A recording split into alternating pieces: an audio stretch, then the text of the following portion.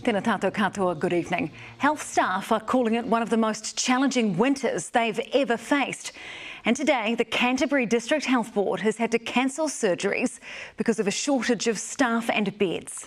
Official information obtained exclusively by Newshub reveals New Zealand's second biggest DHB has been worried about this for months. And now with influenza, COVID and staff shortages, they're in the eye of the perfect winter storm. Here's Juliet Speedy.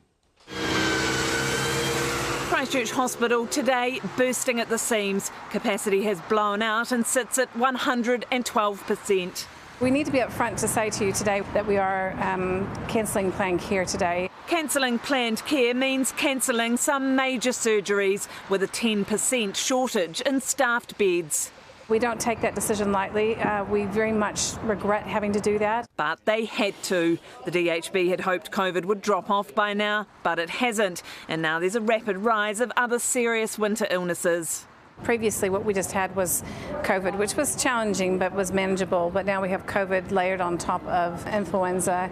And that influenza is making people really sick.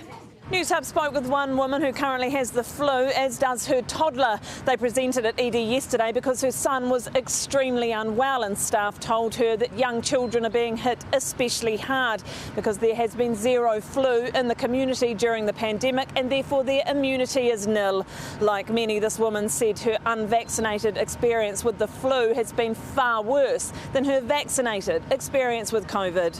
I absolutely have heard that from some anecdotal evidence that seems to have hit people harder than COVID has. All this while coping with a major staff shortage. The CDHB's up to 250 nurses short. On top of this, they've averaged 200 staff off every single day with COVID.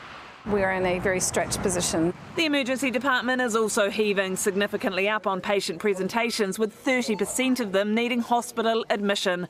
But the problem is that 20% aren't sick enough to be there and should be going to their GP. Certainly there's a lot of pressure on the system, right across the system at the moment. Official information documents released to Newshub show months ago the DHB forecast that an outbreak of winter illnesses would see a shortage of up to 120 resource beds every day. But they were trying to avoid it and haven't been able to. Today's COVID numbers confirming they're again on the rise. Today there are 8,436 community cases, 389 are in hospital and 9 of those are in ICU. 18 more people have died with the virus. The CDHB says this will be one of the most challenging winters they've faced. I definitely think we're going to see a challenge this winter like we haven't faced for a wee bit.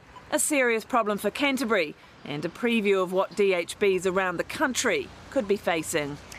Well, Juliet joins us now from Christchurch Hospital. And Juliet, is this a nationwide problem? It is, Sam, and that's because the issues being faced by the DHB here are being faced by DHBs right around the country, that being staff shortages, sustained levels of COVID and now the flu. And unfortunately, this problem could get worse, and that's because with the borders now open, more of these diseases that we haven't seen in the community are heading our way, and health authorities are particularly concerned about the measles. And that's because the MMR vaccine, which covers measles, although it is part of the childhood immunisation here in New Zealand, the numbers of it have dropped right off over the course of the pandemic, and health officials are urging people to check not only their own status of the immunisation against measles but also that of their children. They're also saying that this year, more than ever, it is important to be immunised against both measles and the flu to not only help themselves but also to help the immense pressure on our hospitals. Juliet, thank you for that update.